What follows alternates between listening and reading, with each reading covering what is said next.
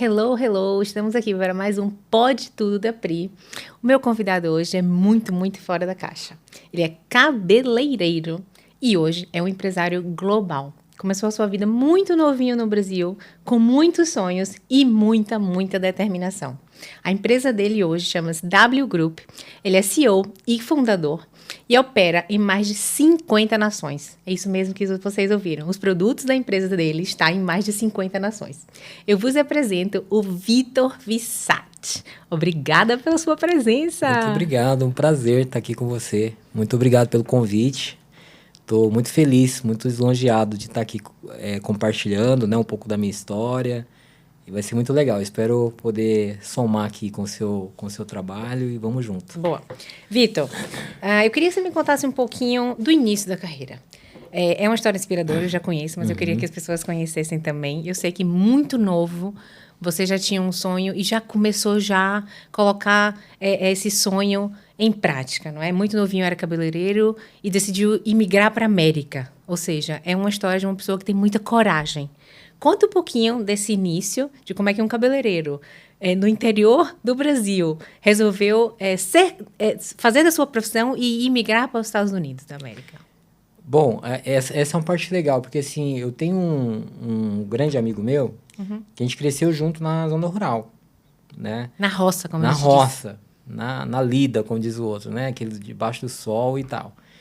E sem muita oportunidade. E ele é filho de japoneses. Né? Então ele era descendente Nisei e tal, e primeiro foi uma tia dele pro Japão, começou a ganhar dinheiro, trabalhando em indústrias lá e tal, e voltou pro Brasil e tal, comprou um monte de coisa, fora da média, né, dos meus amigos e tal, começou a comprar sítio, começou a comprar coisas para casa e tal, a gente viu uma mudança, assim, de vida, né, de uma vida de pobreza para uma vida mais próspera. E aquilo me incentivou. Eu falei assim, será que o segredo da prosperidade talvez é ir também para fora, né? Ah, tá, entendi. E aí eu comecei a perguntar para ele, falei, não tem como eu ir também? Eu quero ir. Ele foi também. Esse amigo meu foi também. E depois de 5 anos ele voltou pro Brasil, também voltou com grana. Na época comprou uma D20, aquela D20, tipo, uma caminhonete, não é? Na época era nova, né? Tipo assim, hoje é carro velho, né? Mas na época era um puta de um carro. E aí ele falou pra mim, Vitor, eu acho que pro Japão não dá pra você ir. Porque você não é descendente japonês, é só pra quem tem descendência japonesa. Aí eu comecei a pesquisar pra ir pra outro lugar. E aí foi aonde eu por um acaso, cortando o cabelo de um amigo, de um cliente meu, acho que é deucidência, né? Porque essas coisas não é acaso. Não é acaso. Não. Um cliente meu, um dia cortou no cabelo comigo e falou assim, me deixa bem bonito, porque eu tô indo tirar o meu visto para ir para os Estados Unidos. Eu falei, como que é? Ele falou, vou morar nos Estados Unidos e tal, tenho já um emprego arrumado lá e tal. Eu falei, me conta mais. Começou a contar, e aí eu falei, cara, eu quero ir também. eu vou. Isso tem o quê? Uns 25 anos? Eu tinha 19 anos. Sim. Eu tinha 19 anos, eu tô com 44. Mais ou menos. Então, mais ou menos uns 25 anos atrás. E aí eu na época não tinha dinheiro para ir. Esse amigo meu que foi pro Japão, aí eu liguei para ele tava morando no Japão. Eu falei, Deva, surgiu uma oportunidade de eu ir para os Estados Unidos e tal, só que eu não tenho dinheiro para ir. Você me arruma dinheiro? Ele me emprestou dinheiro para mim ir pro Japão. Eu não tinha, aliás, para os Estados Unidos. Eu não tinha dinheiro para ir para os Estados Unidos. E você foi do nada? Vou para os Estados Unidos, vou ser o quê? Vou trabalhar de quê? Tinha algum amigo lá, fora esse cliente, que te ajudou? Esse amigo meu, é Jackson, o nome dele, ele mora hoje em Santa Catarina, ele é empresário também hoje, ele tem uma garagem de carros, vende carros e tal, tá bem sucedido hoje. Na época, a esposa dele estava grávida, ele era um menino, que eu tinha 18 anos, ele era mais novo que eu. Só que na época, ele falou pra mim que já tinha tudo pronto e tal, e não era bem assim, não tava tão pronto. Tava nada pronto. Tava nada pronto. E aí eu consegui o contato de uma pessoa lá, liguei pra essa pessoa lá, falei, olha, o Jackson tá indo pra aí, tal. Ele falou, não, ele me ligou uma vez pra saber como é que eram as coisas e tal, não tem nada arrumado não, você tem que chegar aqui e procurar. Aí, beleza, eu acabei desistindo de ir com ele na época, desisti de ir com ele. Aí passou um tempo, nessa cidade tava uma onda de gente indo para lá, para os Estados Unidos. Em Loanda, no Paraná, na época. Eu estava em Loanda, no Paraná. Tinha uma onda de gente indo para lá. E aí, a esposa de um amigo meu, cabeleireiro também, era colega, não tinha muita amizade com ele, não. A esposa dele tinha ido para os Estados Unidos e ela estava já morando 5 anos lá. E ela se separou desse cabeleireiro e começou a namorar com um gerente de um lava-rápido nos Estados Unidos. E aí eles contratavam imigrantes. Por quê? Porque eles contratavam gente chegando para pagar menos. E aí ela foi passear no Brasil e ela falou, Vitor, se você quiser, o meu namorado tal tá contratando. Só que o salário mínimo na época era $9 por hora, mais ou menos, em Boston. Aí ela falou para mim, só que eles pagam só $6. Só que eles te dão alojamento, tudo. Você vai ficar alojado no Lava Rápido e tal. Você tem um apartamento lá, tudo certo. Você topa aí? Eu falei, bora, eu vou. E aí eu arranjei tudo, vendi computador que eu tinha, que eu nem sabia ligar direito, que era tudo para fazer marketing, né? O pessoal, na época, saiu um CD daquele Cosmopolitan, que você tirava a foto com o webcam do computador, e aí você simulava o corte de cabelo com as imagens pré-prontas para a cliente decidir que corte que ela queria usar. E eu comprei o computador só para isso, eu não sabia usar computador. E aí que tinha comprado o computador para isso, aí eu não sabia usar direito, aí vendi o computador, vendi um aquário que eu tinha, enfim, arrumei o dinheiro e fui. E nessa época ainda era solteiro, ainda era solteiro, sozinho. 19 anos, né? Não foi igual ao amigo que já tinha um filho. Só que aí, esse salão, aí com isso, né, eu fui atrás de visto. Naquela época devia ser mais fácil, né? Porque hoje em dia, acho que é quase... Não? Então conta aí um pouquinho. Não. Como é que você... Nossa, nem inglês... Não, eu ouvi uma história que você disse que mal falava português, que dirá falar inglês. Pois é, até hoje o meu português né... meu português não é perfeito, né? Mas naquela época, imagina, morando na zona rural, todo mundo falando errado e tal, não tinha. Parabéns, certo, já agora, né? Já aproveitando, dar os parabéns pela obrigado. Coragem. Aí o que aconteceu? Na época, esse amigo meu falou o seguinte: falou, tem uma empresa em Londrina, uma agência, eles cobram R$2.500 para eles arrumarem a papelada e tal, porque tinha que provar que teria posses no Brasil, condições para não precisar, para provar que você estava de fato indo no turismo. E aí essa empresa fazia tudo para você. E como é que você fez isso sem dinheiro? Eu paguei R$2.500. Tá. Vendi o aquário, vendeu as cuecas, vendeu tudo. Vendi tudo e tirei o visto. Só que aí eu achei que a passagem estava inclusa. Quando saiu o visto, que chegou na minha casa o visto, eu falei, agora tá tudo bem, né? Aí liguei para ele, e agora? Como é que eu faço para ele? Ele falou, não, o que você pagou é para tirar o visto. Agora você tem que comprar sua passagem, tem que arrumar dinheiro para você ficar lá, a gente só vai tirar o visto para você, o resto é com você. Aí eu peguei um visto de 10 anos de turista, aí eu não tinha dinheiro para viajar de cara, eu fiquei tentando organizar as coisas, não consegui organizar. Depois que o visto chegou, só 6 meses depois, que aí eu tomei coragem, liguei para esse meu amigo no Japão, falei, olha, Deva, eu já tô com visto, tá com tudo certo, e eu preciso de pelo menos uns R$2.500 emprestado para mim para lá, porque eu vou comprar dólar e tal, na época o dólar estava 1,48 mais ou menos, com comparação ao real.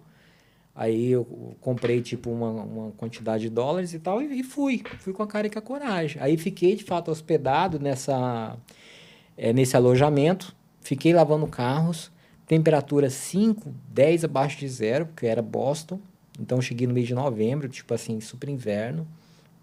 E aí eu fiquei trabalhando nesse Lava Rápido, eu fiquei 45 dias trabalhando nesse Lava Rápido. Aí eu nunca corri de trabalho, porque eu cresci em zona rural, né? Então, zona rural, a gente está acostumado a trabalhar com trabalho pesado, então não era sacrifício, eu já estava acostumado com isso.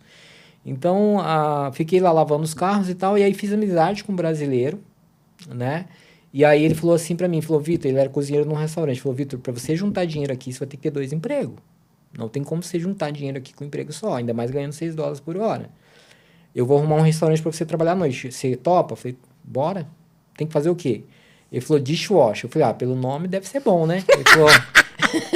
Que é isso? Dishwasher? Eu falei, que é isso? Eu falei, pra lavar os pratos, lavar as panelas, fica tranquilo. É serviço... mole. Pra quem tá acostumado com a enxada. E aí eu fui trabalhar então no restaurante, aí já ganhando $9 por hora, Começava às 6 da tarde até meia-noite, 1 hora da manhã, ajudando o pessoal da cozinha a preparar as coisas e tal. O máximo que eu cheguei perto da cozinha foi preparar a massa da pizza, o máximo, assim. O resto era serviço bruto mesmo, que era ir pro freezer, pegar as coisas pros cozinheiros, era limpar o chão, era lavar as panelas e tal. E aí, passou 45 dias trabalhando nesse lava rápido. Não, E no restaurante à noite? no restaurante eu já estava já uns 40 dias trabalhando no restaurante. Eu acho que no lava rápido já estava mais tempo. Aí eu perguntei para esse brasileiro, porque eu era o único brasileiro no restaurante, sem falar nada de inglês, tá? Ou seja, era por mímica, não tinha Google Tradutor para fazer tradução, não, era mímica mesmo. Não falava nada, nada. E aí comecei a ter alguns esporros lá com os cozinheiros, porque eu tinha uma rotina, né, do que tinha que fazer na cozinha. E aí, quando tinha que sair daquela rotina, obviamente saía algum tipo de discussão, né? Porque Você não entendia o que eles não entendia pediam, o que né? eles pediam e tal.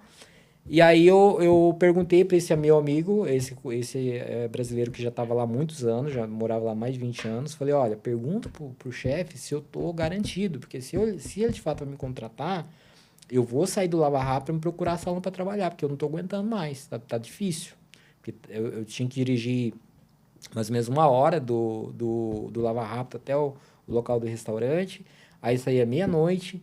Só tinha uma quarta-feira de folga durante o dia, porque à noite eu tinha que trabalhar no restaurante, então não tinha nenhuma folga. Era só a quarta-feira durante o dia. Os outros dias trabalhava dia e noite.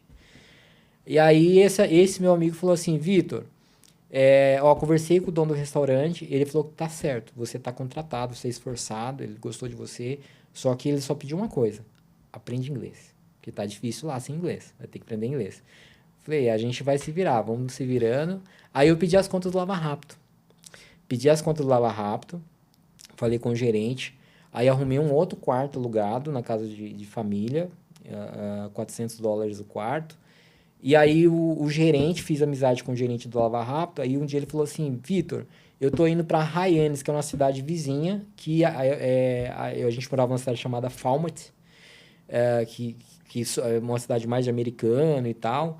E aí tinha essa outra cidade, que é Hyannis, que é onde estava a concentração da comunidade brasileira. A maior parte da comunidade brasileira dessa região estava concentrada nessa cidade de Hyannis. Eu já estava acho que uns 3 meses lá ou mais. E aí eu fui com ele de carro para essa cidade de Hyannis. E aí, nossa, me senti no Brasil. Eu estava morrendo de saudade do Brasil, que aí eu vi lá restaurante brasileiro, as lojinhas, tipo o que tem aqui em Portugal já, né? Tipo loja de brasileiro e tal. Aí me senti mais em casa. E aí eu fui numa churrascaria com ele almoçar, e aí eu vi um mural, o pessoal coloca cartãozinho e tal, eu vi um mural e aí eu vi lá, precisa de cabeleireiro num cartãozinho. Aí liguei para a proprietária, falei, olha, eu sou o Vitor, tal, expliquei, ela falou assim, vem conversar comigo, aí já fui contratado. Aliás, eu fui para conversar com ela, eu já tinha ligado para ela, falei, Lina, Dona Lina, o nome dela. Falei, Lina, eu sou cabeleireiro, cheguei do Brasil, tal, tô procurando emprego, vi que você anunciou. Ela falou assim, vem conversar comigo.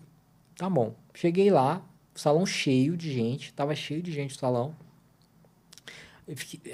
Cheguei, falei com a secretária, falei, eu sou o Vitor, já falei com a dona Lina e tal. Aí ela falou pra mim, só um minutinho que a dona Lina vem te atender, tá bom. Esperei um pouco, a dona Lina nada, atendendo o cliente e tal. Daqui a pouco a dona Lina veio de novo, me cumprimentou de novo, achando que eu era cliente. Eu falei, essa mulher tá doida, né? Aí eu fui lá na sala, falei, dona Lina, eu sou o Vitor, o cabeleireiro que te ligou e tal. Ela, sua cadeira é essa aqui, já pega aqui, já abriu a gaveta, já pegou. Eu comecei a trabalhar no mesmo dia com ela. Que o salão tava cheio, ela sem me entrevistar, comecei já a trabalhar, ela sem me testar, eu já comecei Dona Lina tava desesperada. E aí deu muito certo. Aí ela me alugou um quarto na casa dela. E aí a gente fiquei trabalhando com ela, assim, foi muito bom. Só que aí eu comecei a atender uma brasileira, jornalista, a comunidade brasileira lá em Boston é muito grande até hoje. E eu fiz amizade com uma menina que ela trabalhava na comunidade brasileira e tinha um jornal, Brazilian Times, nessa comunidade brasileira. E a Patrícia era uma das colunistas do jornal, né? Ela era escritora e tal, e ela era uma dos colunistas, e ela era minha cliente. E ela falou, Vitor, por que você não vai trabalhar com americano? Eu falei, minha filha, não sei falar nem português direito, como é que eu trabalho com americano? Ela falou, olha, eu sou professora de inglês, né? E se você quiser, eu vou te ajudar, vou te ensinar inglês, vamos fazer pelo menos uma horinha por semana. Se vira, você vai ter que aprender inglês, porque se você ficar trabalhando com brasileiro, só com brasileiro, você vai ficar igual a dona Lina aqui, ó. Tá aqui 20 anos, não sabe falar inglês. Você vai ter que começar a trabalhar com americano. Se você quer aprender inglês, você vai ter que trabalhar com americano. Aí eu falei, tá bom, vou começar a fazer aula então. Comecei a fazer aula com ela. E aí falei pra ela, então fica de olho, se você encontrar algum salão de americano, a gente faz um teste. Ela falou, tá bom. Ficou de olho. Aí um dia uma brasileira, em uma outra cidade, uma cidade chamada Sandwich, também nessa mesma ilha, a gente morava numa ilha, chamada Cape Cod. Aí ela falou, olha, tem uma brasileira que já mora aqui já há mais de 25 anos, ela não pertence à comunidade brasileira, ela é americana já. E ela tem um salão e ela tá anunciando que tá precisando de cabeleireiro. Você topa lá conversar com ela? Eu falei, topo, vamos. Conversei com ela, com a dona Marli, e a Marli falou assim, e aí, como é que tá o inglês? Eu falei, tá mal, não falou nada. Nada? Eu falei, nada. Ela falou, então como é que você quer trabalhar comigo se você não sabe falar inglês? Eu falei, então, eu tô aqui, expliquei a situação pra ela, que eu era esforçado, que eu queria aprender e tal. Ela falou assim, ó, então vou fazer o seguinte, eu vou te contratar segunda e terça, você trabalhar comigo, pra gente fazer um teste. E aí, se você passar no teste, eu te contrato. Tá bom. Comecei a trabalhar segunda e terça. E começou a fazer aula de inglês com a amiga, a jornalista. Fazendo aula de inglês com a minha amiga.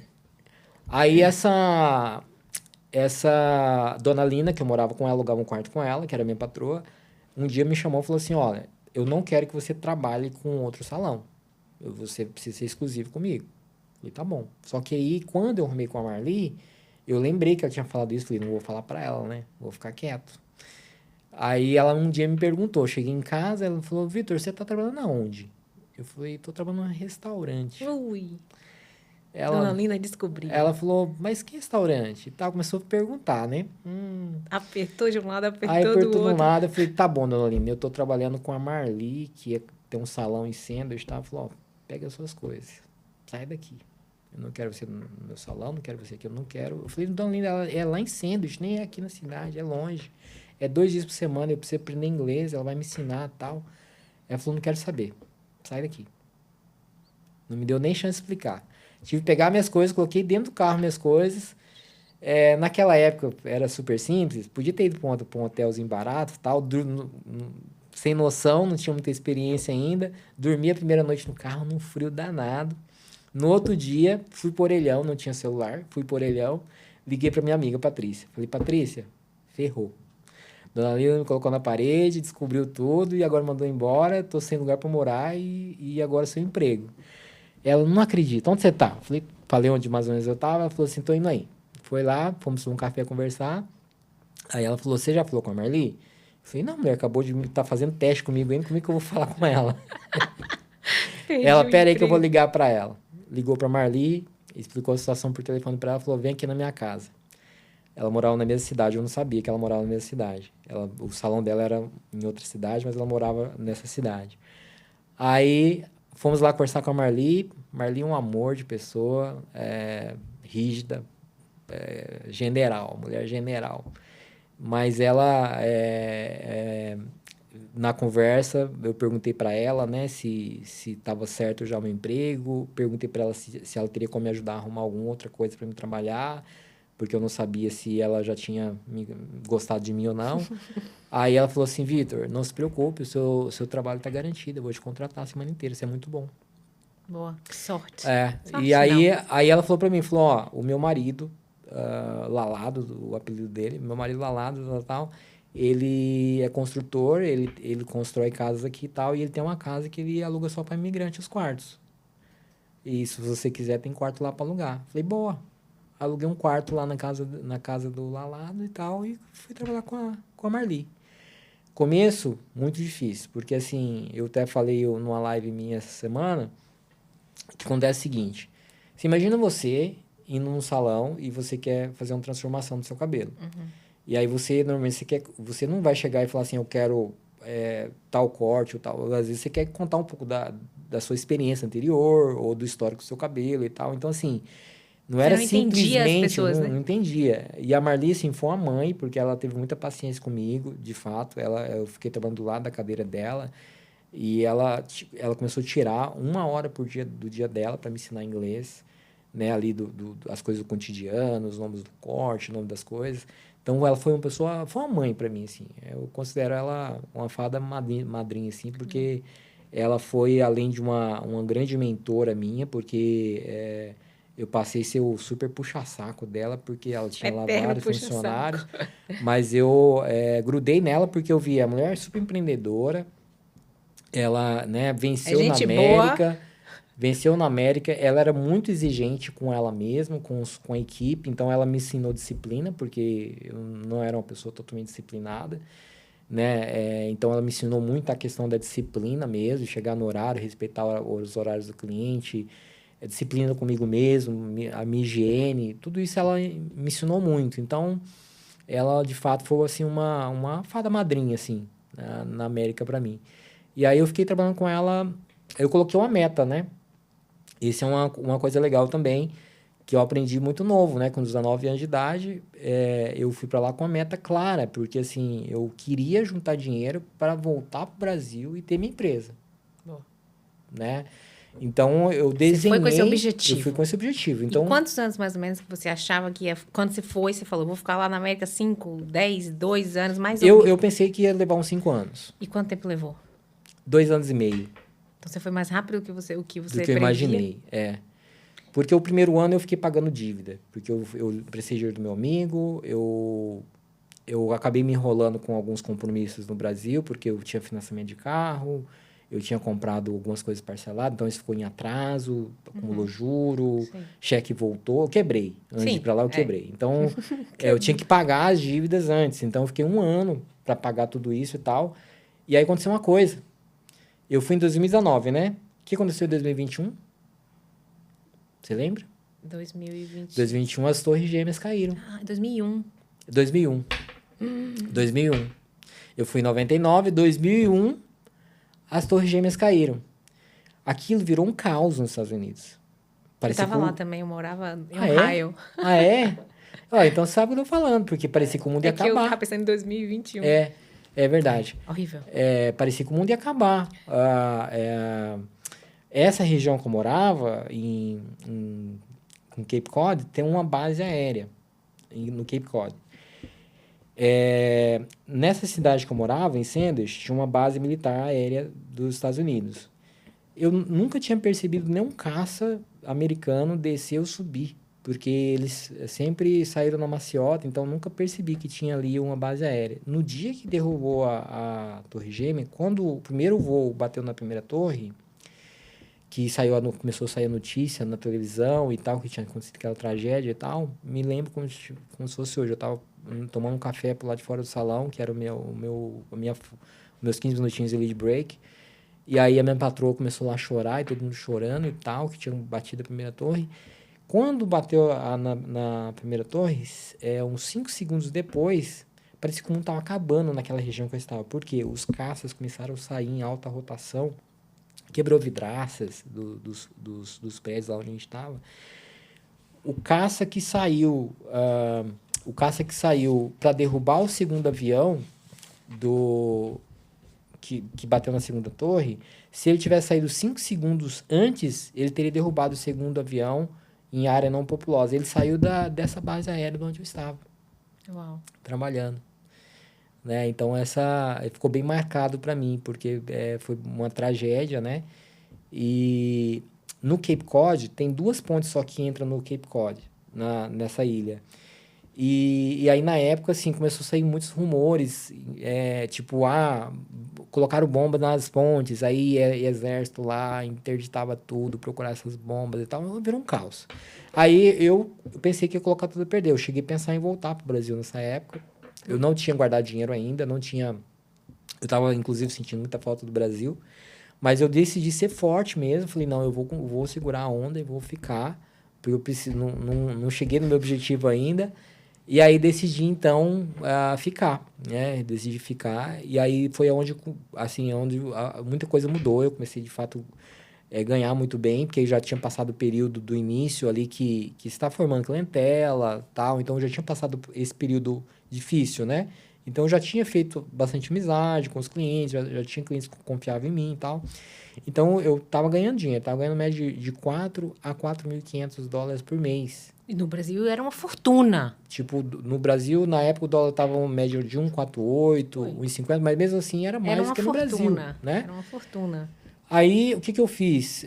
Eu coloquei uma meta, falei, ó, eu vou comprar, eu quero voltar pro Brasil, comprar um Corsa, que era um carro muito bom na época, eu falei, eu quero comprar um Corsa, já comecei a desenhar na cabeça que Corsa que era, tal, eu vou comprar um Corsa novo, eu vou montar o meu salão, então eu fiz um orçamento do que eu ia precisar comprar, ia precisar de uns 20 mil reais na época para montar o salão que eu queria, e eu precisava montar um apartamentinho para mim, né, tipo, comprar o básico de um apartamento para poder me instalar. Então, foi a conta que eu fiz, eu falei, eu preciso juntar 50 mil reais. Se eu juntar 50 mil reais, eu tô rico. Eu vou embora. E aí foi quando eu juntei os 50 mil reais, eu decidi ir embora. Aí eu fui para realizar esse sonho. E aí realizei, Volta pro Brasil. Voltei pro Brasil. Abre o salão. Abri o salão. Começa a sua carreira como trouxe cabeleireiro minha família para trabalhar empresário. comigo. Trouxe minha família para trabalhar comigo. Trouxe minha mãe. Você voltou para sua terra? Não. O que aconteceu foi o seguinte, eu já tinha consciência que se eu voltasse para minha cidade, a cidade era cidade pequena, cidade de 20 mil habitantes. Uhum. Então, não tinha como falar assim, eu vou crescer aqui, porque é uma cidade pequena. Então, eu já tinha aprendido com a Marli que se eu escolhesse um público um pouco mais elevado, a chance de eu prosperar era maior. Né? Então, eu já decidi focando num público classe média ali. Eu não queria atender classe baixa, até porque a nossa profissão é uma profissão, eu falei isso ontem também numa live, a nossa profissão é uma área, por exemplo, surgiu uma crise. Se você não atende uma classe que tem um pouco de economia, você perdeu a clientela, porque a pessoa vai usar para o básico, né? Então, eu já tinha aprendido isso com a Marli, que se eu quisesse prosperar essa área, eu tinha que concentrar numa classe média alta, porque se surgisse uma crise, esse pessoal não ia parar ia diminuir a frequência de ir, mas parar de ir não ia. Sim, claro. Então, eu voltei com essa mentalidade. Falei, pô, eu preciso ir para uma cidade um pouco mais evoluída, montar num lugar legal, que tem uma população um pouco, né, para frente, para poder... E aí, a princípio, eu escolhi Maringá para me instalar. Aí, eu fui para Maringá para fazer um pesquisa de mercado. Maringá é uma cidade muito boa no Paraná. Só que também, assim, aonde é uma cidade muito boa, também a concorrência é muito maior. E os 50 mil deu? Então, para Maringá eu fiz as contas, não ia dar. Para Maringá. Aí o que eu decidi fazer? Ir para uma cidade, porque Maringá hoje deve ter o quê? Mais de 500 mil de habitantes em Maringá. Eu falei, não, acho que é muito para mim. Porque já tinha salões muito bons, eu ia ser mais um, né? Aí eu decidi pegar uma cidade de 100 mil habitantes. Aí foi onde eu fui para a cidade da Poliana, da minha esposa. Ah, sim. E aí me instalei lá, é uma cidade de 100 mil habitantes, é uma cidade menor, uma cidade também tradicional, mas é uma cidade que tem muitos fazendeiros. Gente com posses. Com posse e tal. Então, eu vi essa oportunidade lá. Eu tinha conhecido essa cidade através de um outro amigo. E aí, decidi, então, instalar o salão lá. Aí, mudei para lá, me instalei lá, montei o primeiro salão, só que aconteceu uma coisa. No primeiro ano, quem falou que eu costumei no Brasil? Tava chique, tava American. Primeira coisa, a gente acabou de falar sobre o início sempre é mais difícil. Sim. Então, assim, eu montei um negócio, ninguém me conhecia, eu estava galgando clientes, tendo que colocar muito esforço para poder ter clientela e tal. E lá eu estava ganhando dinheiro. Eu ganhava 4.500 dólares limpo no mês, só com as gorjetas eu comia... eu me alimentava tal, não esbanjava, não dava para esbanjar, mas o básico dava para me fazer só com as gorjetas. E o que eu ganhava no mês, eu mandava tudo pro Brasil. Então, assim, quando eu voltei pro Brasil, a realidade acabou. Foi um recomeço. Foi um recomeço. E aí, quem falou que eu costumei no Brasil? Aí eu coloquei na cabeça, preciso voltar. Enquanto eu não voltei, não sosseguei. É sério? É sério. E o salão? Deixei com meus irmãos. E aí? Cuidando. Deu certo? Deixar o negócio na mão dos irmãos? Deu certo por um período. Aí eu fui com outra meta daí. Em 2003, eu voltei, só que eu fui com um risco muito grande. Por quê? Porque quando eu fui em 99, eu fui como turista. E aí, quando aconteceu quando derrubaram as Torres Gêmeas, saiu uma lei para imigrantes, que a lei do patrão, que o patrão podia assinar para o funcionário e tal, e legalizar o funcionário. Só que ia gastar $7.000 com advogado. Ui. E na época, tipo assim, eu fiz a conta e falei, meu, $7.000, parte do meu sonho, eu realizo com $7.000, não vou entrar nisso. E aí eu perdi essa chance de me legalizar em 2001. Então eu fiquei ilegal lá.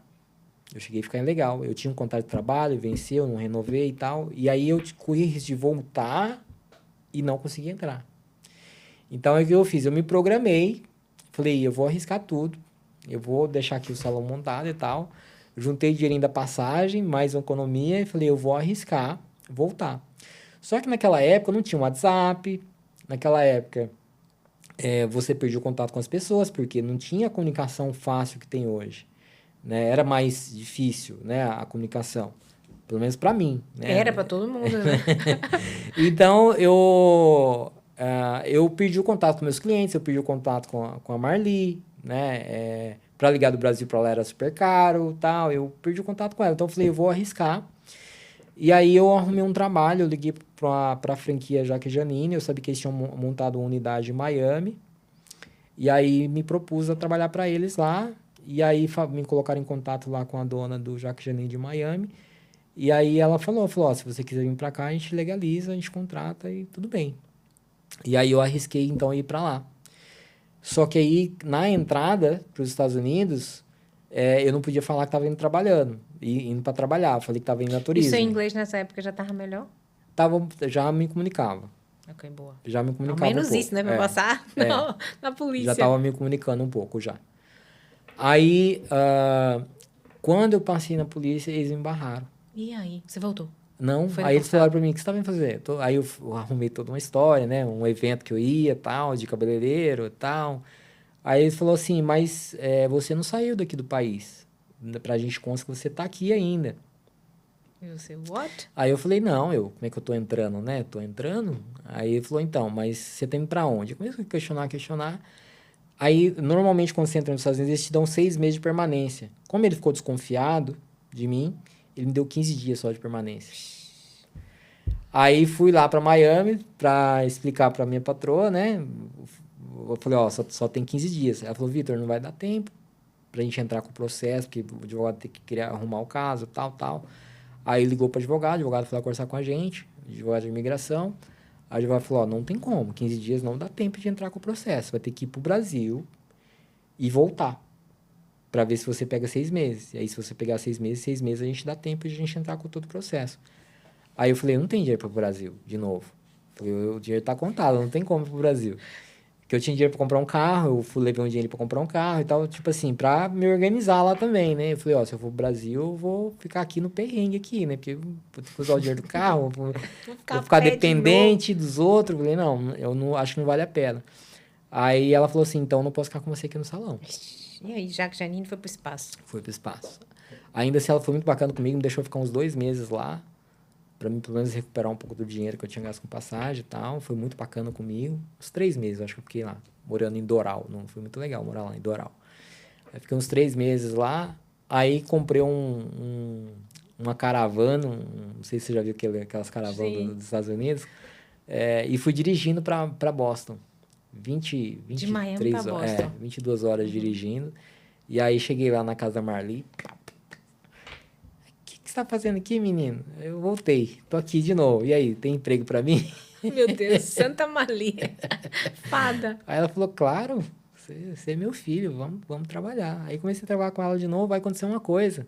Em 2003, o dólar, o primeiro ano que eu fiquei lá, o dólar era 1,48, 1,50. Em 2003, o dólar foi para 4,50. Aí você ficou rico. Eu falei, agora eu tô rico, agora eu vou ficar rico.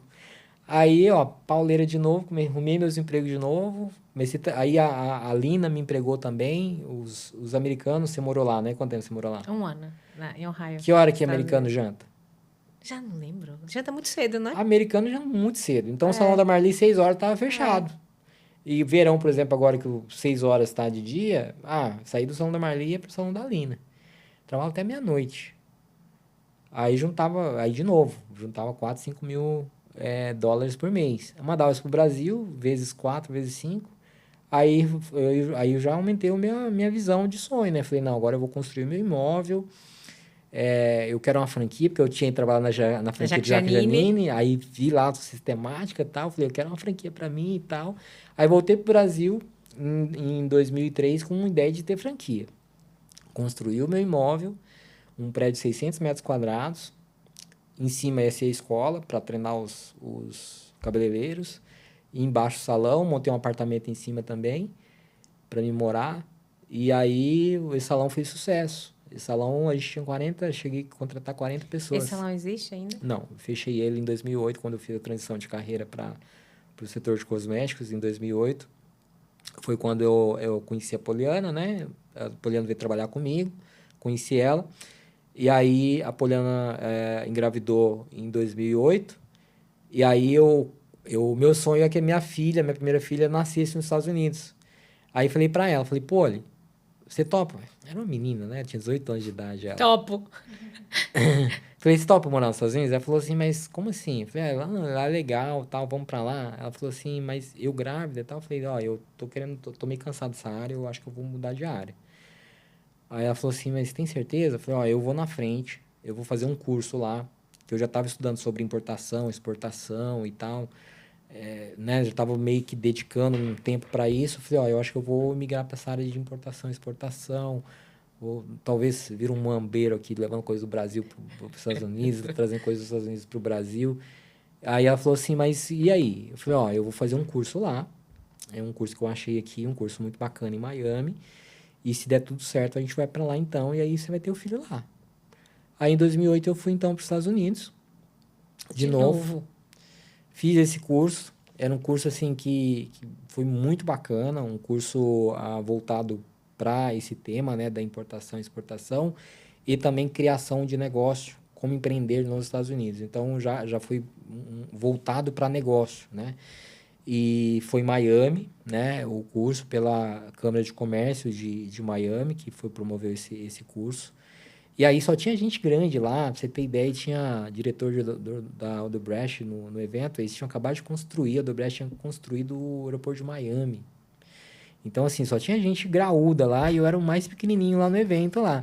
Só que aí eu fui me conectando com as pessoas e aí eles me levaram para conhecer um órgão, que é a Apex Brasil, né? Que a Apex é apoiadora de empresas fora do Brasil, né? É um órgão do governo, funciona muito bem, inclusive, esse programa do governo até hoje, que eles ajudam empresas a iniciarem os seus negócios no internacional, né? Então, eles têm algumas bases pelo mundo e eles têm uma base em Miami. E essa base de Miami, eles funcionavam, hoje já não funciona assim mais, elas mudaram um pouco o sistema, mas na época eles funcionavam também como incubadora de empresas. Então, as empresas podiam usar a Apex como incubadora, e aí eles te ajudam a abrir empresa, eles te ajudam até a armazenagem, eles te ajudavam com a armazenagem também. Ou seja, nessa época, você contou com o apoio da Câmara de Comércio e a Apex. Mas o que é que você... Já não era mais como cabeleireiro? Então, eu não tinha produto nenhum ainda. Você foi para ver o que a Apex podia fazer por você e o que você ia fazer, você ainda não sabia. Não sabia. E o bebê nasceu onde, afinal? Nasceu no Brasil. Não conseguiu. Por quê? Porque em 2008 tava a bolha americana, eu não sabia. A bolha imobiliária, né? E aqui na Europa o mundo tava acabando. Tava a crise aqui, né? Tava uma crise danada aqui na Europa. E Estados Unidos, tipo assim, eu fui imaginando que ia estar em prosperidade igual 2001, 2002, 2003, quando eu morei lá. Quando eu fui em 2008, eu vi outros Estados Unidos. Crise tremenda, as empresas fechando e tal. Só aconteceu uma coisa, nessa visita da Apex, quando eu fui visitar a Apex, uma empresa brasileira de cosméticos estava usando a Apex como incubadora e no dia que eu fui lá, mais uma vez, né? Deus quando age, vou te falar. No dia que eu fui lá, essa empresa estava de saída, porque eles já tinham vencido os 2 anos deles lá como incubadora, e eles estavam colocando as coisas deles num caminhão para ir para o escritório próprio deles, porque o prazo da incubadora era só 2 anos, e já tinha vencido o prazo deles. E aí eu vi eles carregando um caminhão lá, eu vi que era cosméticos, eu falei, bom, eu vou lá conversar com os caras, quem sabe rola alguma coisa. E aí troquei cartão com o gerente, o dono não me deu muita moral, mas o gerente me deu atenção e tal, troquei cartão com ele. E aí eles me chamaram para uma reunião em Boca Raton, Flórida. Flórida. E aí fui nessa reunião e aí eles me deram a oportunidade de abrir a empresa na Geórgia. Eu não conhecia nada de Geórgia, eu tinha morado em Boston, tinha morado já em Miami, né? Nesse período quando eu voltei para os Estados Unidos, eu tinha trabalhado no Joaquim Jardim, então conhecia um pouco ali em Miami e tal, mas Geórgia eu não conhecia nada em Geórgia. E aí ele falou, Vitor, só tem Geórgia para você, se você quiser estar lá é na Geórgia. Aí eu fui para a Geórgia com o gerente para fazer uma pesquisa de mercado na Geórgia, e aí tomei um susto, né? Porque tava assim, outros Estados Unidos, crise, todo mundo reclamando, pequenos comércios fechando, eu falei, cara, eu acho que não é momento de vir para cá, não. E aí, por conta disso, eu voltei para o Brasil, me contentei de ficar no Brasil, falei, não é momento de ir para os Estados Unidos. No que eu voltei para o Brasil, esse mesmo gerente me ligou um dia, falou, Vitor, seguinte, você ia para os Estados Unidos, você não vai mais mesmo? Eu falei, cara, não vou. Você viu lá como é que estão as coisas lá? Tá difícil. Como é que eu comecei um negócio numa época dessa? Ele falou, vamos fazer o seguinte, quanto você tem de dinheiro? Eu falei, eu com as minhas economias, tal, também tinha um crédito no banco, se eu quisesse pegar um crédito e tal, né? Eu pagava meus impostos já certinho no salão, o salão faturava bem, o salão faturava média de 100 mil por mês, tal. Eu tinha uma boa economia e também tinha um crédito no banco. Falei, eu tenho uns 150 mil para começar um negócio novo. Ele falou assim, por que você não começa a sua marca? Eu falei, mas como que é isso? Aí ele falou, a gente tem a fábrica, a gente também planejou expandir mundialmente e tal, a gente viu que agora está essa crise mundial, a gente tem negócios na Europa, eles tinham empresas aqui em Portugal, tinha empresas nos Estados Unidos. E aí ele falou para mim, olha, a gente tem uma ociosidade na fábrica, a gente não terceiriza.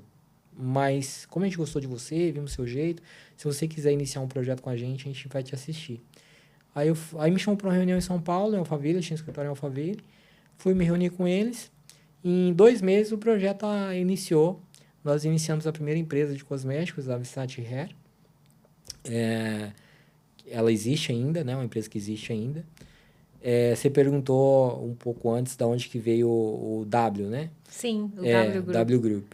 Na verdade, assim, hoje a gente tem um aglomerado de empresas, né? A gente tem empresa aqui em Portugal, nós temos empresas nos Estados Unidos, tem empresas em Dubai, no Brasil também, são algumas empresas que complementam uma ou outra, então a gente depois foi fazendo algumas aquisições. Então, assim, cada empresa tem um nome. Por exemplo, essa empresa se chama Visage Hair. Nós temos a Prime, nós temos a Maximus Professional, nós temos a marca Hairshine. Então, assim, como administrar essas empresas? Então, precisava de uma marca guarda-chuva, né? Uma marca guarda-chuva para cuidar dessas empresas. E aí a minha equipe falou assim, pô, o seu nome é Vitor Visati, que daqui a pouco eu vou explicar o que é Vitor Visati. E se a gente juntar? Tá. Aí juntou, criou o W Group, né? Ou pode ser também você venceu, ou vamos que vamos. Boa. Gostei. Vitor, eu captei aqui algumas coisas desde o seu início, que tem muito a ver com a meta, com o foco e com a disciplina. Né? Você foi com a meta, você não saiu do seu foco e você não perdeu a sua disciplina, e eu vejo que isso é até hoje num negócio que começou como um sonho de cortar o cabelo na América, passou pelo Jacques Janine e agora virou um empresário de milhões, como a gente fala, não é? Me fala um pouquinho disso, do que é que te fez diferente do seu colega cabeleireiro que se calhar está até hoje lá em Maringá ou está até hoje na roça, às vezes, não é? Porque nem todo mundo tem as oportunidades que você teve, óbvio, mas nem todo mundo tem o foco, a determinação e a coragem que você teve. Porque sair do interior do Brasil, sem falar inglês, para ir morar na América, um país, a maior potência mundial, a maior economia mundial. Sim. Fala um pouquinho disso. Foco, coragem e determinação, que eu acho que assim, são as grandes diferenças de você como empresário. Eu acho, não tenho certeza, que o que me move, primeiro é a questão de de gerar de não ser conformado. Tá? Eu acho que desde o meu início, por exemplo, quando eu tinha 15 anos, que meus pais se separaram da minha mãe, meu pai se separou da minha mãe, que a gente era uma família normal, né? Tava todo mundo fazendo o planejamento familiar, né? A minha mãe ajudava muito meu pai. E meu pai começou a ganhar um dinheiro. Meu pai era administrador de fazenda. O patrão dele ajudava também, permitia que ele plantasse alguma coisa, dava 2, 3 alqueires de terra para ele plantar o que ele quisesse e tal. Então, essa colheita ele podia vender. Ele podia vender e fazer o que ele quisesse com o dinheiro. Então, assim, meu pai já saiu de uma vida normal de quem era assalariado para uma pessoa que tinha mais oportunidade que os demais. Ele era administrador de fazenda, meu pai muito trabalhador, um cara super guerreiro. E só que aí meu pai, quando começou a ganhar dinheiro, ele se perdeu um pouco, né? Principalmente na questão familiar, né? Ele acabou decidindo separar da minha mãe e aí aquela coisa da família, para mim, eu percebi que, tipo assim, era eu e eu, não tinha mais aquele plano de família mais, né? Então, isso me gerou o quê? Um certo...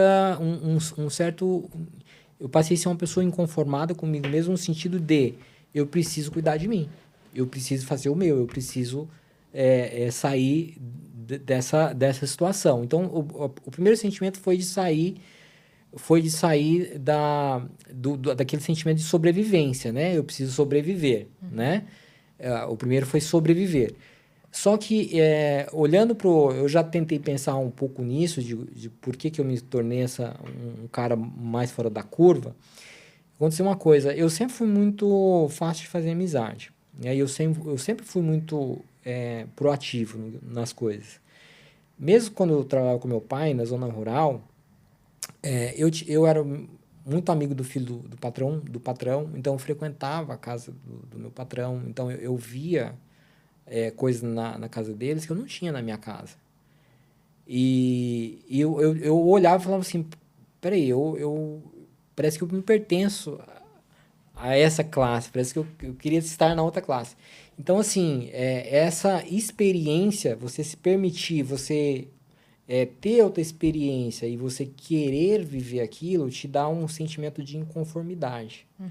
Então, eu sempre fui inconformado, satisfeito, feliz, contente com o que eu tenho. Inclusive, a gente não precisa de muito para viver, né? A gente consegue viver, para quem já teve pouco e já teve muito, a gente é super tranquilo, a gente consegue viver com pouco ou com muito. Mas a partir do momento que você começa a frequentar algumas ambiências e você começa a perceber que existem coisas melhores daquele nível de vida que você tinha, ele vai te dar novas metas. Então, eu fui criando essa questão das metas de me permitir frequentar outros ambientes, né? E aí eu comecei a colocar aquilo como meta para mim, né? E a América também deve ter sido um grande impulsionador disso, né? Porque foi um mundo completamente diferente do seu. A minha patroa, por exemplo, eu era muito amigo dela. Então, eu ia na casa dela, eu via que ela tinha posse. Então, tipo, não era inveja, mas eu falava, Claro. pô, por que eu também não... Se ela veio para América, ela venceu na América, ela veio como imigrante como eu, e ela conseguiu, por que eu não posso conseguir também? Então, isso me serviu também como motivador para conseguir. Então, assim, hoje a gente tem um grupo de empresas, mas eu só tenho um grupo de empresas porque eu vi isso em algum lugar. Eu não inventei nada, eu não fiz nada especial, não sou especial mais que ninguém. Na verdade, os estudos, onde eu me enfiei para estudar sobre os temas, eu comecei a perceber que pessoas também que não tiveram grandes estudos, inclusive eu não sou formado em universidade nenhuma. Na Universidade da Vida. Da vida. Mas eu nunca parei de estudar. Muito bom. Eu nunca parei de estudar. Não é só a educação tradicional que vai te dar conhecimento. Eu nunca parei de ler, eu nunca parei de me inspirar nos grandes industriais da América, né? A história da indústria da América eu conheço, a história da indústria da Europa eu conheço. Então, assim, você começa a ler essas coisas e fala, pô, pessoas simples fizeram, por que eu também não posso fazer? Tá bom. Então, isso me deu condição para também me desafiar a fazer coisas maiores. Eu acho que esse é o grande ponto. Muito bom. Eu ouvi uma empresária falando, uma brasileira, uma cabeleireira também, já não me lembro o nome dela, que ela fala que a probabilidade dela dar certo, nordestina, a probabilidade era muito pouca, né? Se a gente for olhar para a probabilidade. Mas que a possibilidade... Todo mundo tem a possibilidade. É possível para todo mundo. Então, que ela deixou de olhar para a probabilidade, de 5, 2, 3% e olhou para a possibilidade que era infinita. Tudo é possível, não é? Até porque, por exemplo, você é empresária também, você tem seus negócios. Se você... Hoje está tão difícil encontrar pessoas proativas que, de fato, queiram crescer, que queiram somar, que queiram, de fato, fazer mais do que se espera delas, que quando a gente encontra uma pessoa assim, a gente quer do nosso lado. É ou não é? A gente agarra pelos colarinhos. Não é verdade? Porque as pessoas, elas só querem fazer o básico, né? Então, assim, tem uma grande parte que quer fazer só o básico e acha que está fazendo muito. Não dá, só com o básico Então, assim, não dá. quando você vê uma pessoa que entrega mais do que o básico, que ela te serve mais e tal, você quer do seu lado. Sim. Então, a oportunidade é para quem tem mérito. Então, assim, eu só consegui chegar porque eu criei as minhas oportunidades. Aonde eu estive, eu dei mais do que o meu melhor. Eu sempre servi as pessoas que eu estava servindo de forma assim, de as pessoas falarem assim, pô, o cara é puxa-saco, ó, o cara... Não, mas era minha obrigação, porque eu queria também, obviamente, ser reconhecido. E eu não fiquei cobrando isso, as pessoas me reconheceram porque eu me diferenciava no que eu estava fazendo. Então, eu acho que esse é o grande ponto, né? E para a audiência que está nos ouvindo, eu já falei isso em uma live minha essa semana, falei, ó, se você fizer muito bem feito, sem querer o imediatismo, porque tem pessoas também que querem ser imediatistas, né? Querem tudo para amanhã, né? Tipo, começa a fazer agora e já quer, mal plantou, já quer colher. As coisas não funcionam assim, às vezes tem coisas que levam um pouco mais de tempo, né? Agora, aonde você estiver não te valorizar, você pode ter certeza que às vezes é um cliente que vai te enxergar, né? É alguém que vai te ver e vai falar assim, eu quero você comigo. Às vezes é um pouquinho a mais que falta fazer também, não é? Às vezes é isso também. Que a pessoa está ali e não está se doando, não está doando o máximo dela, não está acordando um pouco mais cedo, não está trabalhando até um pouco mais tarde, está naquela coisa ali, tal dinheirinho, tal salarinho, às 5, às 5, se o patrão ligar no sábado eu não atendo, se o patrão precisar no domingo é meu dia de folga, e o mundo já não está mais para esse tipo de funcionário, gente. O mundo agora é um mundo rápido, é um mundo que as pessoas querem as coisas para ontem, é um mundo do digital que é tudo para ontem, e que se a gente perde uma oportunidade, acabou pro final, alguém vai lá e pega nessa oportunidade. Rápido, né? As coisas estão mudando muito rápido, as coisas são muito dinâmicas, né? Não dá para ser mais engessado. Como é que é vocês aqui, já passando por um pouco por negócio na Europa? Eu sei que vocês distribuem daqui da Europa para a Europa inteira. Conta um pouquinho dessa operação aqui. Tá. Bom, essa é uma história interessante, porque assim, em 2010, quando eu criei a Prime, eu criei ela, eu já tinha tido a empresa Start Hair que eu te falei, em 2010 eu já estava ganhando muito dinheiro. O que a Prime faz? Para as pessoas entenderem. Tá. A Prime, ela é uma empresa voltada para os profissionais de beleza. Tá? É uma marca premium, né? Focada nos salões A e B. Okay. Né? Então, a gente tem um posicionamento para esse tipo de salão. E a gente hoje atende de A a Z dentro do salão, desde um tratamento, a um alisamento, a coloração, ou seja, nós fazemos com que um salão funcione 100% usando os nossos produtos. Ok, tá? Entendi, sim. Vocês fabricam isso? Fabricamos. Ok, perfeito. Tá? E aqui na Europa vocês distribuem? E, na verdade, assim, para uma marca, o grande segredo para o crescimento de uma marca é o canal de distribuição, né? E como nós somos uma marca focada para o profissional cabeleireiro, a gente escolheu um canal de exclusividade. Por ser um produto mais premium, a gente não é um produto que é de fácil acesso. Então, assim, a gente escolheu o caminho mais difícil da era digital, né, que é onde as pessoas querem facilidade de compra, ou seja, ela quer ir para a internet e ter facilidade de compra, mas a gente escolheu o caminho mais difícil, que é qual canal? O canal de exclusividade, ou seja, quem tem acesso ao nosso produto, ele tem acesso exclusivo através de distribuidores. Ok, vocês entregam na casa do cliente aqui na Europa? Naquela região, a gente tem um distribuidor, né, tipo a Espanha, eu tenho um distribuidor numa determinada região, e esse distribuidor tem uma equipe de venda que faz a distribuição regional, tá? Entendi. Então, basicamente, o nosso trabalho, ele é mais logística do que o produto em si. É claro que o produto, ele tem que ser bom, é obrigação nossa, inclusive, assim, é audácia demais estar aqui na Europa, porque as maiores marcas do mundo são da Europa. Inclusive, a L'Oréal é daqui, né? A L'Oréal é da França. Né? As grandes marcas multinacionais são italianas. Alfa Parf, Schwarzkopf, que é alemã. Ou seja, são empresas centenárias. Então, assim, uma empresa que tem 15 anos, né? A Prime tem só 15 anos, é um bebê ainda, né? Se for ver comparando com essas gigantes, é uma bebê. E estar querendo competir num mercado que é de gigantes é bastante audácia. Mas o que a gente acredita, né? O que eu fez eu acreditar que era possível? Primeiro, o Brasil é um país multicultural. Nós temos todos os tipos de cabelo imagináveis, nós temos no Brasil, né? E a gente conquistou primeiro o Brasil antes.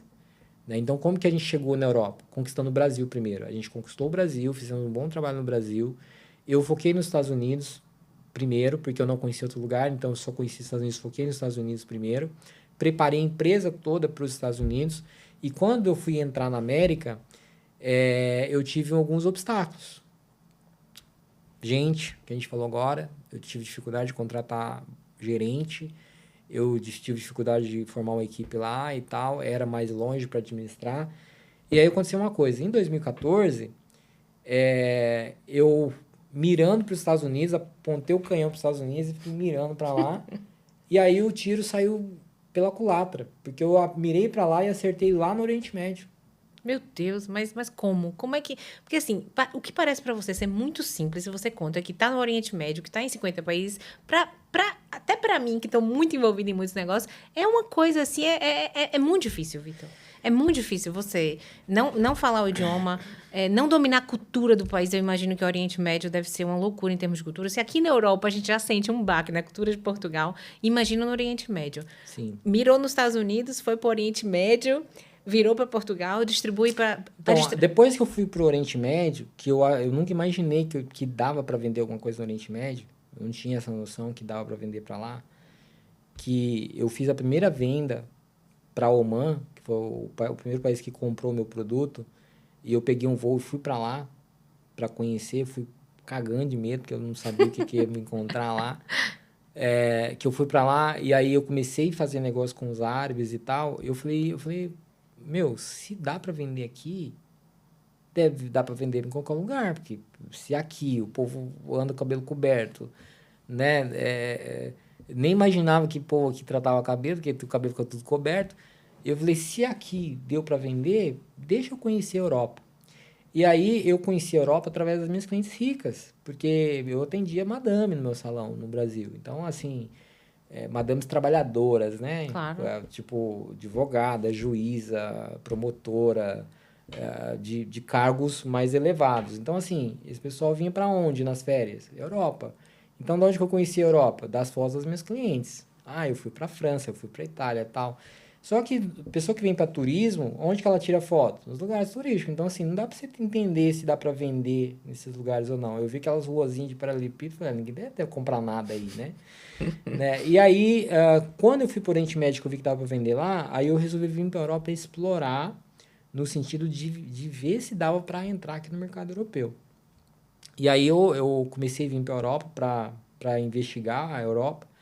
Aí fui para Itália, fui para Inglaterra, fui para França e tal, aluguei carro, eu fiquei lá tentando perceber como é que as pessoas viviam, como é que as pessoas consumiam, como é que era a vida das pessoas, como é que eram as empresas aqui. E eu falei, eu acho que dá para vender aqui.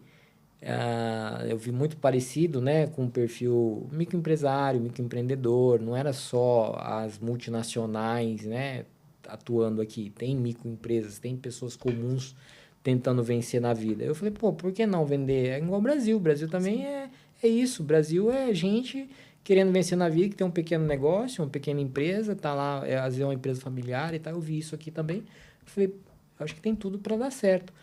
E aí, o plano, né? O plano para entrar aqui, dessa audácia de entrar aqui na Europa, eu percebi que vir para Portugal seria o melhor canal. Por quê?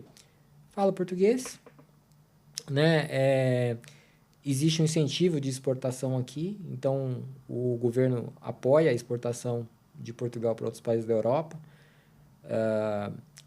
em questões de impostos, então esse é um outro facilitador. Pertinho da Espanha? Perto aqui, diferente do Brasil, porque no Brasil, para você trabalhar no Brasil, para falar assim, vou vender para o Brasil todo, a questão de deslocamento é horrível, porque assim, você não, ou, se você tiver um executivo em São Paulo, ontem mesmo eu estava fazendo fechamento com a minha equipe lá no Brasil, fechamento do mês passado, né, fechamento de mês. A gente faz tudo online hoje, né? Essa facilidade do online, do Zoom, ajuda muito. Fiz o fechamento com 3 empresas minhas lá, individualmente, e aí a gente está programando a viagem de um dos nossos gerentes para Brasília. Você não faz uma viagem de São Paulo para Brasília sem gastar menos que 5 mil. Fora o tempo, né? Então, ou seja, o Brasil é muito grande. O custo de translado ainda é caro, o custo de hospedagem também não é barato, o carro alugado também não é barato.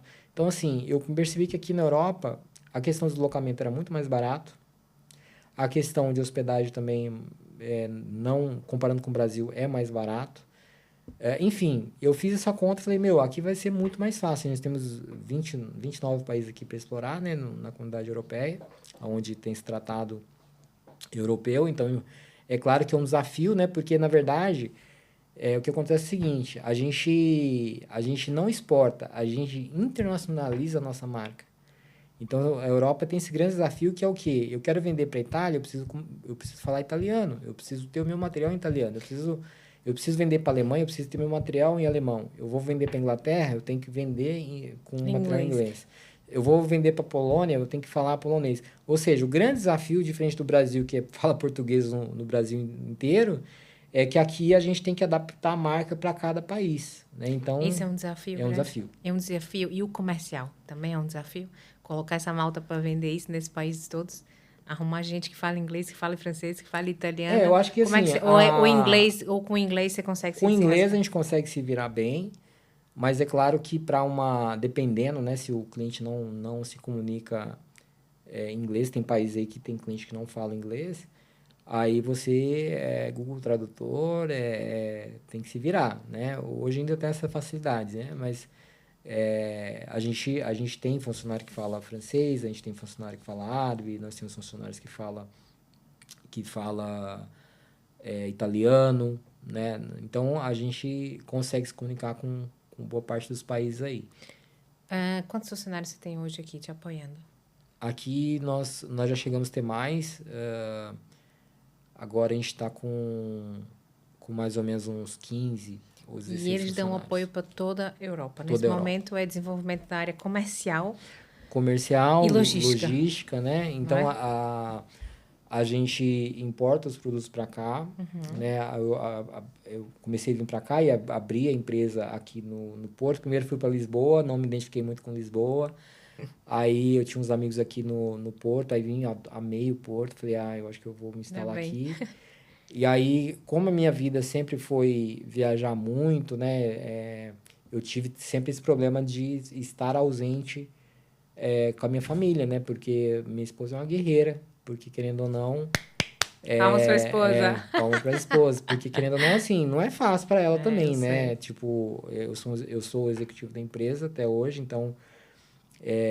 eu viajo muito, né? Então, para ela é um desafio, né? Porque me acompanha bastante também. Quando pode, acompanha. Quando não pode, mas em 2000 um pouco antes de eu me mudar para a Europa, a gente chegou a se separar. A gente ficou 6 meses separado. Quer dizer, eu arrumei um apartamento para ela, né? Ela estava meio estressada, arrumei um apartamento para ela, falei, vamos separar. E eu aí... conheço uma história parecida. E aí começamos a namorar, né? Aí foi uma época boa. A gente começou a namorar de novo, tal. E aí a gente resolveu voltar. E aí quando a gente voltou, eu falei, pô, assim, o nosso projeto é um projeto, né? Um projeto de família, De família, um projeto grande, só que tem um sacrifício. Que a gente vai ter que fazer como casal, que é suportar isso. Você tá disposta, tal? Porque se eu te prometer que a gente vai voltar e vai mudar, eu vou mentir para você, porque assim, tem uma fase do projeto que eu nem sei se eu quero fazer isso para a vida toda, pode ser que daqui a pouco eu vou fazer outra coisa, mas enquanto eu estiver me dedicando a isso, a gente vai continuar crescendo nos lugares que a gente está, a gente tem muita coisa para fazer, é evento, é feira, é isso, é aquilo. Então, assim, Mas tem também um pouquinho de equilíbrio aí, né? Para conseguir agora, acho que depois, com uma certa idade, a gente consegue perceber que não é aquela ligação que a gente fez à meia-noite que vai mudar o rumo da história, não é? Ao invés de estar ali na esposa, ao invés de estar no aniversário do filho, estar ali respondendo um e-mail que podia esperar 2 ou 3 horas. sim, Não é? sim. Eu acho que o tempo vai amadurecendo a gente Vai nesse sentido. Eu amadurecendo. também sou sócia do meu marido, também já discutimos muito assim nesse sentido.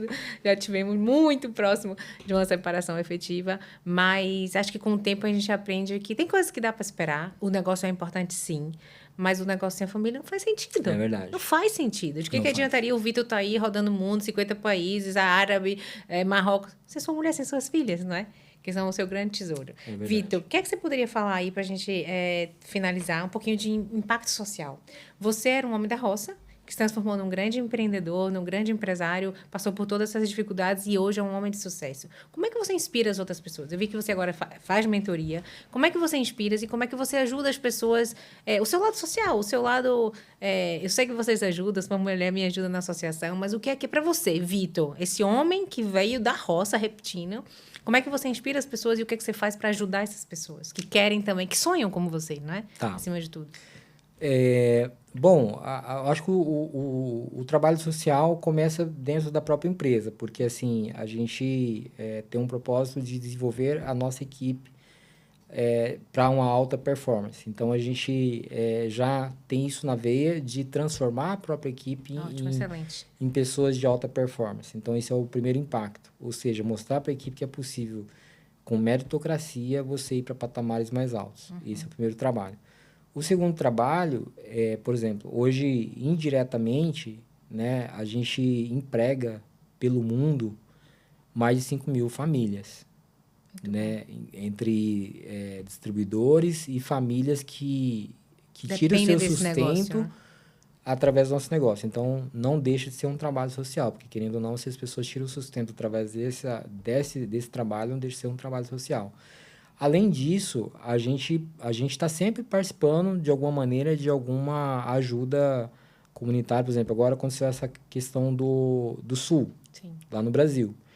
Eu, com algumas ligações, eu mobilizei um grupo de empresários, a gente conseguiu doar 2 carretas de doações lá para o Sul. Muito bom. Né? Então, obviamente, eu tenho meus amigos, que são gente que vê a minha garra e também se inspiram no meu trabalho e, obviamente, são meus mentores. Tem gente mais rica que eu que vira e mexe, eu tô ligando, falei, cara, tô com um problema aqui, que esse aqui eu não passei ainda. Me ajuda. Me ajuda, como é que eu passo por isso? Né? Pra você ter ideia, agora, no Oriente Médio, eu tô passando uma situação agora que eu nunca passei na minha vida. Conta. Um importador nosso, o maior importador, importava mais de 2 milhões de dólares por ano de produtos da nossa gama de produtos da Prime. As vendas começaram a cair significativamente e a gente começou a apertar ele em ações, o que a gente podia fazer para melhorar e tal.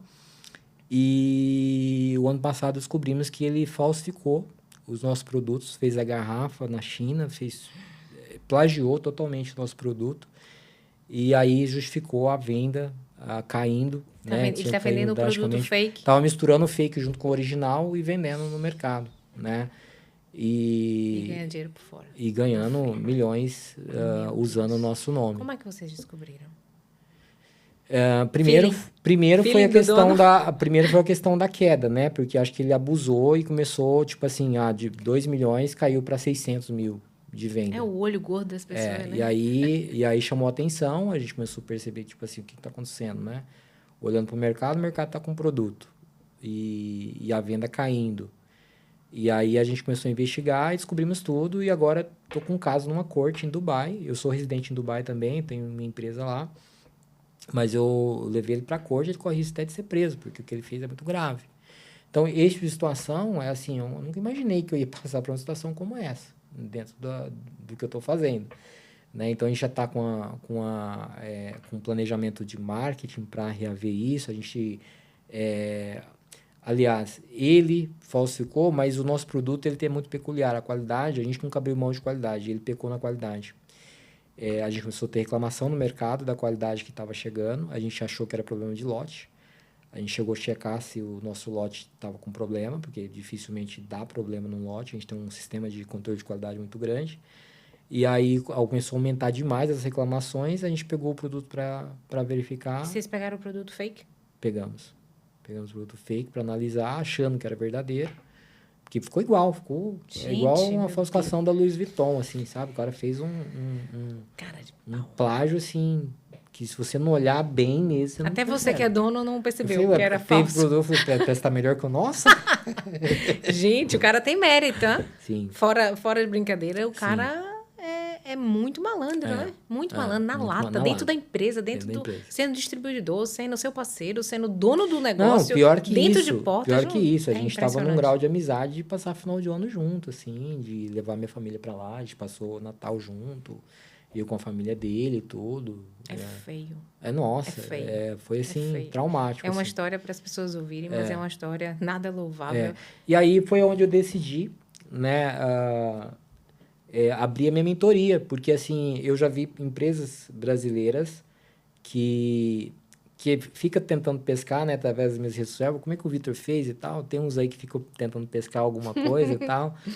Então por que não... Vou contar tudo. Por que arrasta pra cobrar. cima aí, arrasta pra cima e vamos aprender junto, vamos andar junto. Boa. Né? Então aí abri minha mentoria agora, voltada para mentorar empresas. Para você ter ideia, a Apex funciona ainda como uma apoiadora de empresas brasileiras e eles têm um espaço nas feiras internacionais onde eles levam as empresas brasileiras.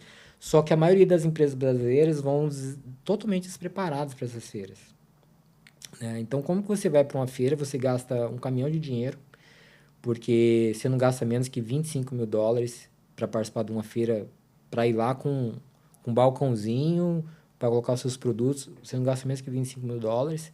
Isso indo de classe econômica, de ônibus, ficando em hotel mais barato, você vai gastar uns 25. Se você for de executiva... E tem que levar um funcionário, tem que abrir se você for de executiva top, e ficar num pagar hotelzinho o melhor, você lugar. vai gastar acima de $30 mil aí. Então, assim, eu conheço empresas brasileiras que já foram tentar vender nesses mercados e já fizeram pior do que fizeram com a minha marca. A minha marca, eles falsificaram agora e vão colher o que plantaram, porque eu estou entrando para arrebentar. E a gente contratou os melhores advogados de Dubai, árabe, que estão nos apoiando, e a gente vai entrar com tudo e a gente vai ganhar essa causa. A gente já está praticamente com causa ganha já. Agora, e uma empresa que vai totalmente despreparada, que não conhece o mercado, não conhece as armadilhas que o mercado prepara para ela e nem consegue entrar, porque tem também os empresários que não querem que você entre. Eu ouvi em 2010, lá nos Estados Unidos, de um consultor, que ele foi o consultor da Morocco Oil. Eu contratei ele, paguei mais de $50 mil para me dar uma consultoria, e ele falou para mim assim, América não precisa de você, Vitor, o que você está fazendo aqui? E, na verdade, lugar nenhum precisa da gente. A Europa não precisa de mim. Eu falei aqui antes, é muita audácia minha estar aqui, porque a Europa não precisa de mim. Já tem empresas aqui centenárias que não querem perder o seu mercado. Tem empresas jovens que são locais, que estão aqui, que também estão batalhando para conquistar o seu mercado. Então, o que uma empresa lá do Brasil quer vir fazer aqui e quer ganhar mercado aqui, onde tem empresas locais que estão batalhando todos os dias para estar nesse mercado? Então, assim, não é um mercado para menino, é um mercado para gente grande. Ou você vem, faz coisa direito e não dá para entrar pela metade. Se você quer entrar em alguma coisa, você vai ter que mergulhar. Você vai ter que mergulhar. Ainda mais se tratando de mercados internacionais. Então, não é mercado para menino. Então, no meu curso, nessa mentoria, eu vou ensinar isso para os empresários. Você quer entrar, você pode evitar muita coisa se você souber antecipadamente. Muitos erros que você cometeu. Pelo menos você já fica sabendo o que o mercado vai preparar para você, as surpresas, as armadilhas que o mercado vai preparar para você.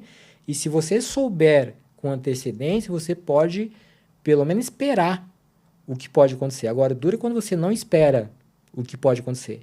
As armadilhas que o mercado está acostumada já a armar para essas empresas, para não deixar entrar. Eu tenho empresa que tentou entrar no Oriente Médio e não conseguiu entrar porque eles não querem que você entre lá. Porque eles não querem perder o mercado deles. Então, eles amarram os projetos.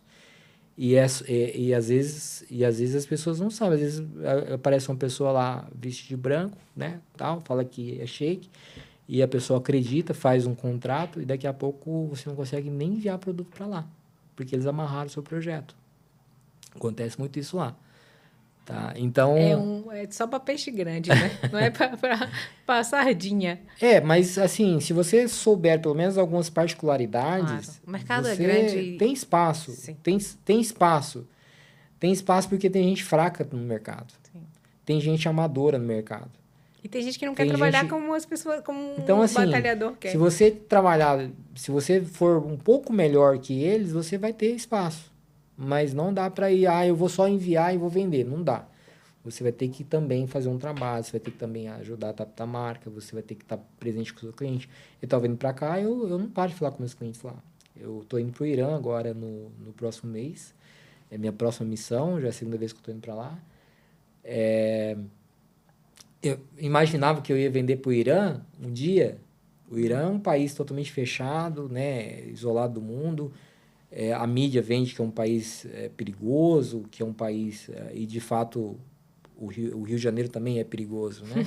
Muito. Então, São Paulo também é perigoso, né? Fortaleza é perigoso. Nova York é perigoso, né?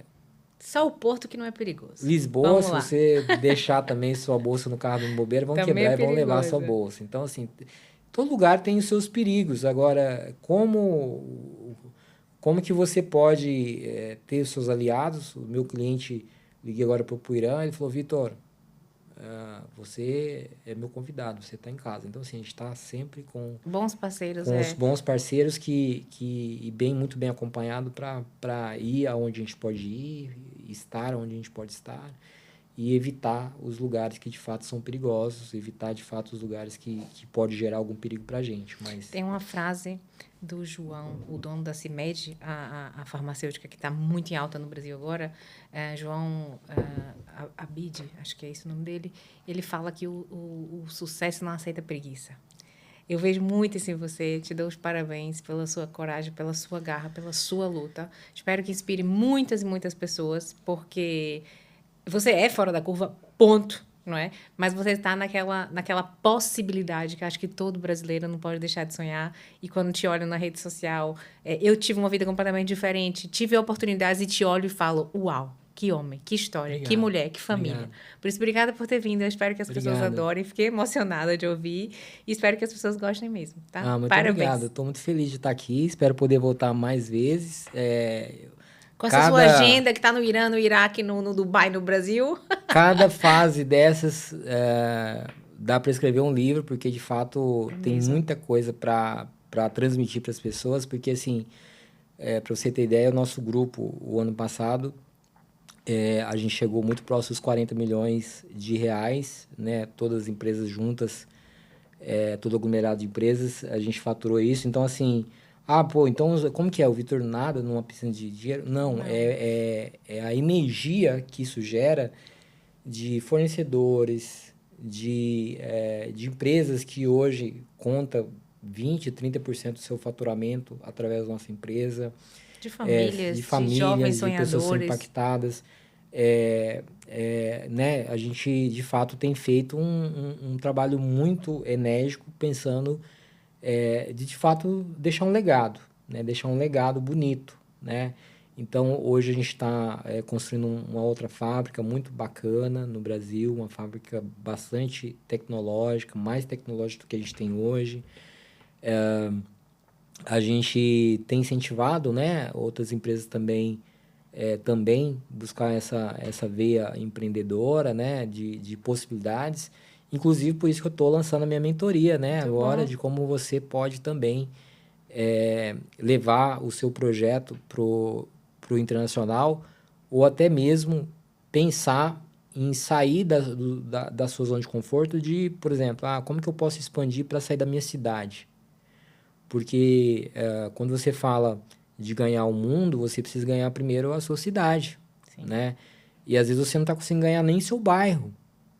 Não é verdade? Então, como que eu faço para ganhar, pelo menos, além do meu bairro? Você, né, para quem tem uma empresa local, como é que eu faço para ganhar além do meu bairro? Como é que eu faço para ganhar além do meu município? Como é que eu faço para ganhar além do meu estado? Né? Então, assim, para a gente ganhar, quando a gente fala, nós vendemos para 50 países, a gente está falando que a gente rompeu o bairro, rompeu a cidade, rompeu o estado. Rompemos para os primeiros países primeiro. A gente não chegou em 50 países de uma hora para outra.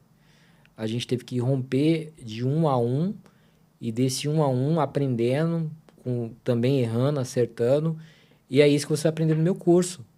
No meu curso você vai aprender como esses erros e acertos podem te ajudar a também romper aonde você estiver, ou seja, no seu bairro, na sua cidade, ou além disso, eu tenho certeza que é possível se você fizer o que precisa ser feito. Tem muita gente que não faz o que precisa ser feito, por isso que não consegue ter o resultado que precisa. Então, é sobre isso. Obrigada, parabéns. Obrigado. Nem sou cabeleireira, já quero fazer seu curso.